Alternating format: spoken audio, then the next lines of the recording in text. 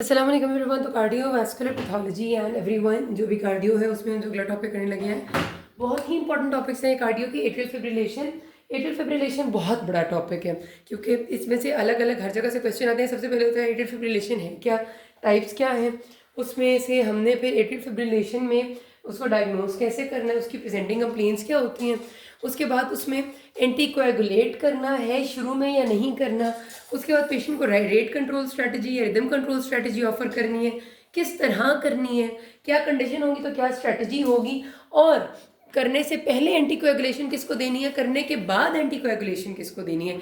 बहुत ही इंपॉर्टेंट बात है और इन सब में से बहुत ही ज़्यादा 20 to 25% क्वेश्चंस इस सारे में से घूम फिर के आ जाते हैं। ठीक है, अगर सिर्फ मैं कार्डियो को लूँ, इतना एफिब इंपॉर्टेंट है। अगर आपके एरिथमियाज में से सबसे ज़्यादा कोई एरिथमिया आता है आपके एग्जाम में तो एफिब आता है सबसे ज़्यादा एरिथमिया।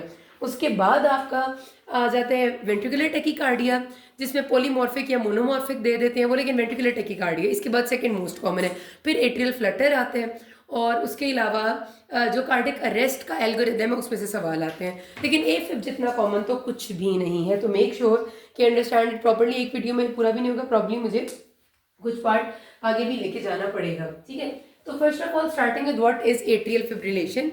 हर दफ़ा मैं एक हार्ट बना देती हूँ, थोड़ा सा कम खूबसूरत बट होता है। तो ये आगे आपका हार्ट जिसमें 2 एट्रिया और 2 वेंट्रिकल्स हैं। ठीक है, आप सबको पता है कि पहले एट्रिया कॉन्ट्रैक्ट करते हैं, ब्लड आगे पुश करते हैं, फिर वेंट्रिकल्स कॉन्ट्रैक्ट करते हैं, हार्ट गोज ऑन। इसमें एट्रिया की कॉन्ट्रैक्शन जिस तरह से होता है कि पूरा हार्ट बड़े जोर से कॉन्ट्रैक्ट करते हैं, ऐसे करके यूं यूं पूरा। ठीक है, अगर इसमें एट्रिया जो है वो ऐसे कॉन्ट्रैक्ट करने के बजाय फड़फड़ाने लग जाए इस तरह इस तरह इस तरह से, तो that is known as atrial fibrillation. Fibrillation का क्या मतलब है, फड़फड़ाना, सही से कॉन्ट्रैक्ट ना करना। ठीक है, एट्रियल फिब्रिलेशन ये कोई कंजेनिटल कॉज की वजह से नहीं होता, वक्त के साथ साथ मसल्स कमज़ोर होने से और बहुत सारे रिस्क फैक्टर्स होने से बहुत सारे लोगों में ये खुद ही डेवलप हो जाता है। बहुत सारी पॉपुलेशन 10 to 15% जो एडल्ट पॉपुलेशन है उनमें एफिब आ जाता है। ठीक है, तो ये एफिब हो गया हमारा। अब सबसे पहले हमने जो मैंने यहाँ चीज़ नहीं लिखी वो है एट्रियल फिब्रिलेशन की क्लासिफिकेशन के इसमें को हम किस किस में डिवाइड करते हैं, 4 में डिवाइड करते हैं। पहला होता है फर्स्ट रिकॉर्डेड एपिसोड। ठीक है, फर्स्ट रिकॉर्डेड एपिसोड ऑफ एफिब का मतलब ये है कि पहली दफ़ा एफिब होना, चाहे वो खुद से ठीक हो जाए या उसे ठीक कराना पड़े, लेकिन जो पहली रिकॉर्डेड एपिसोड ऑफ एफिब होगी उसको सिर्फ फर्स्ट रिकॉर्डेड एपिसोड कहते हैं। ये बहुत सारे लोग इसको क्लासिफिकेशन में शामिल नहीं करते, हालांकि ये है। उसके बाद जो 3 है वो सारों को पता होती हैं। उसमें से पहली को हम कहते हैं पैरोक्सिस्मल, दूसरी को कहते हैं हम परसिस्टेंट, और तीसरी को हम कहते हैं परमानेंट। ठीक है, 3 तरह का एफिब हो गया, paroxysmal, persistent and permanent. Paroxysmal का मतलब ये है कि ऐसा एट्रियल फिब्रिलेशन की एपिसोड जो खुद ब खुद ही टर्मिनेट हो जाए, जिसको रोकने के लिए हमें ना कोई ड्रग देनी पड़े ना कोई करंट लगाना पड़े। ठीक है, और ये अमूमन लेस देन 24 आवर्स होती है और कभी भी 7 डेज से ज़्यादा नहीं जाती। ठीक है, कोई भी एपिसोड जो खुद टर्मिनेट हो जाए लेकिन 7 डेज से ज़्यादा हो पैरोक्सिस्मल में नहीं आती। अमूमन लेस देन 24 आवर्स होती है, मैक्सिमम टाइम 7 डेज है, but never using anything for termination. ये पैरोक्सिस्मल है। दूसरी है परसिस्टेंट। परसिस्टेंट का मतलब है एफिब की वो एपिसोड्स जिनको जब तक ड्रग थेरेपी से या इलेक्ट्रिकल या फार्माकोलॉजिकल कार्डियोवर्जन से ठीक ना किया जाए तब तक वो टर्मिनेट नहीं होती, उनको परसिस्टेंट कहते हैं। ठीक है, तो इसमें सिंपल सी बात है कि हमें खुद रोकना पड़ेगा इनको, we have to stop them. और तीसरी चीज़ होती है परमानेंट। परमानेंट वो वाली मखसूस एपिसोड्स होती हैं जो कि कार्डियोवर्जन से भी रिस्पॉन्ड नहीं करती हैं और 1 से 2 दफ़ा उनको कार्डियोवर्ट करने की हमारी जो कोशिशें हैं वो नाकाम साबित हो चुकी होती हैं। उन एपिसोड्स को हमने कहते हैं परमानेंट। तो परमानेंट वालों में फिर रेट कंट्रोल हम कर देते हैं, यानी कि रेट को दरमियाना कर देते हैं लेकिन रिदम नॉर्मलाइज नहीं हो सकता, वो परमानेंट एपिसोड्स हैं। ये क्लासिफिकेशन होगी। अब आ जाती है इसमें ईसीजी। ईसीजी सबको पता है, ये तो बहुत पुरानी पढ़ते हुए आ रहे हैं कि एफिब में there are absent P waves. P waves नहीं होती, क्यूआरएस कॉम्प्लेक्सेस बन रहे होते हैं and there is no association between P and QRS, मतलब इरेगुलर रिदम होता है, इरेगुलरली इरेगुलर। जो आपकी आर पीक्स है क्यूआरएस कॉम्प्लेक्स में, आपको पता है कि ये आर पीक होती है। आर पीक्स का डिस्टेंस बिल्कुल भी सेम नहीं होता, किसी में डिस्टेंस कम होता है किसी में डिस्टेंस ज़्यादा होता है, क्योंकि वेंट्रिकल अपने ऑन पे बीट कर रहा होता है। वेंट्रिकल का एट्रिया से कोई ताल्लुक ही नहीं होता, पी वेव्स नहीं होती। ऐसे बिल्कुल यूं वाला पैटर्न होता है, फिर एक क्यूआरएस आ जाती है, फिर यूं, फिर एक क्यूआरएस, फिर यूं, फिर एक QRS, irregular pattern on ECG. और इसके प्रेजेंटिंग फीचर क्या होते हैं? सबसे common feature is palpitations, patient present to you with palpitations, ठीक है। और उसके बाद क्या हो सकता है? डिस्निया हो सकता है, शॉर्टनेस ऑफ ब्रेथ या चेस्ट पेन। तो ये तीनों फीचर्स हैं जिसमें से सबसे कॉमन इज पैल्पिटेशंस। तो इसके बाद हमारे पास अगला काम क्या आ जाता है कि अब हमने पेशेंट को इलाज कैसे करना है। एफिब तो आ गया, उसमें अब देखना बहुत ज़रूरी है कि एफिब कितना लंबे टाइम से है। क्या उसका ऑनसेट मोर देन 48 आवर्स है या उसका ऑनसेट लेस देन 48 आवर्स है। Time duration matters a lot in the context of एफिब, ठीक है। कैसे?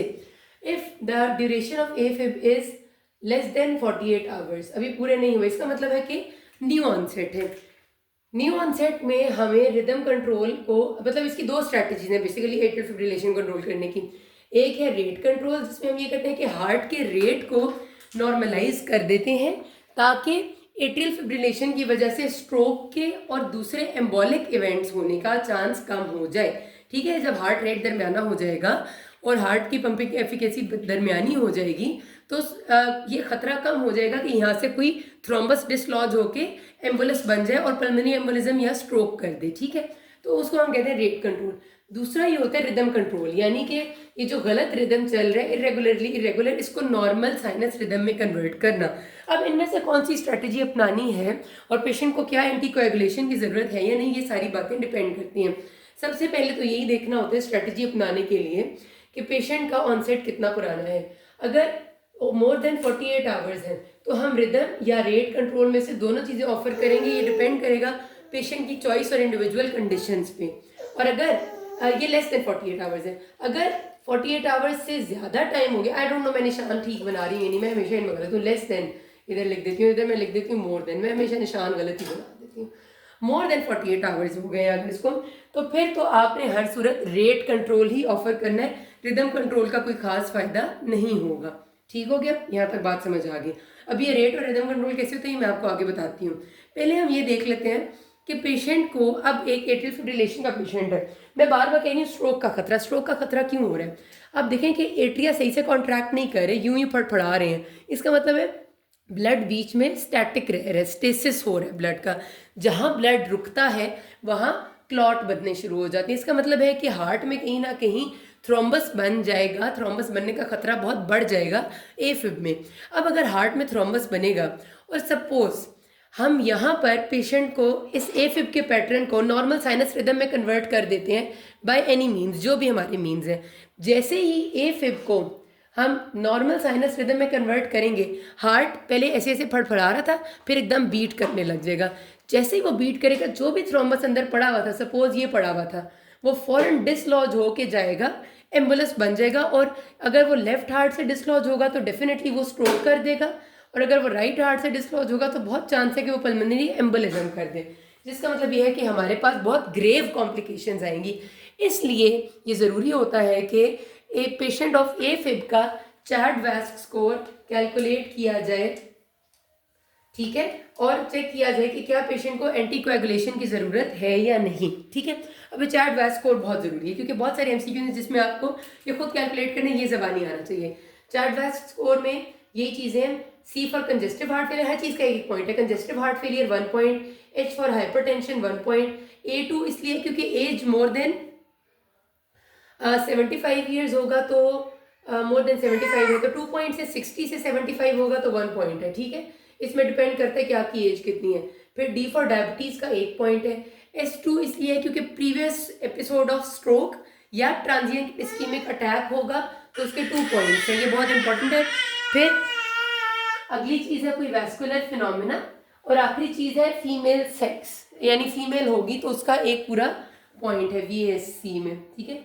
VA vascular phenomena and female sex, इन दोनों का एक एक पॉइंट है। अब चैड-वैस्क स्कोर अगर कहते हैं वो लोग के मेल में 1 आ गया तो आपने एंटीकोएगुलेट करना है, और अगर फीमेल में 2 आएगा तो आपने एंटीकोएगुलेट करना ही करना है, ठीक है। फीमेल में 2 इसलिए क्योंकि फीमेल का 1 तो फीमेल सेक्स से आ जाएगा ना, तो फिर एक और उसे चाहिए। तो इतनी इंपॉर्टेंस है एंटीकोएगुलेशन की कि चैट वैस्क में से एक चीज़ भी हो, यानी अगर पेशेंट का प्री मॉर्बिड सिर्फ हाइपरटेंशन है तो इसका मतलब पेशेंट को एंटीकोएगुलेशन की जरूरत पड़ेगी। पेशेंट का प्री मॉर्बिड सिर्फ डायबिटीज है तो उसे एंटीकोएगुलेशन की जरूरत पड़ेगी। इतनी इंपॉर्टेंट ये बात है। अब चैट वैस्क तो हमने कैलकुलेट कर ली और एंटीकोएगुलेशन के लिए हमने उसे रिस्क स्ट्रेटिफाई कर दिया। कुछ लोगों में अब ब्लीडिंग का रिस्क भी ज़्यादा होता है, जैसे कुछ लोग इनहेरिटेड थ्रोम्बोफिलिया के लोग होते हैं, कुछ लोगों को पहले से आईटीपी होता है, कुछ लोगों को पहले से हेमरेजिक स्ट्रोक की एपिसोड हो चुकी होती है। इन लोगों में ब्लीडिंग का रिस्क असेस ज़रूर करना है और फिर एंटीकोएगुलेशन देनी है। वो असेस करने के लिए पहले हैज़ ब्लड स्कोर यूज़ होता था और अब ऑर्बिट स्कोरिंग सिस्टम यूज़ होते हैं।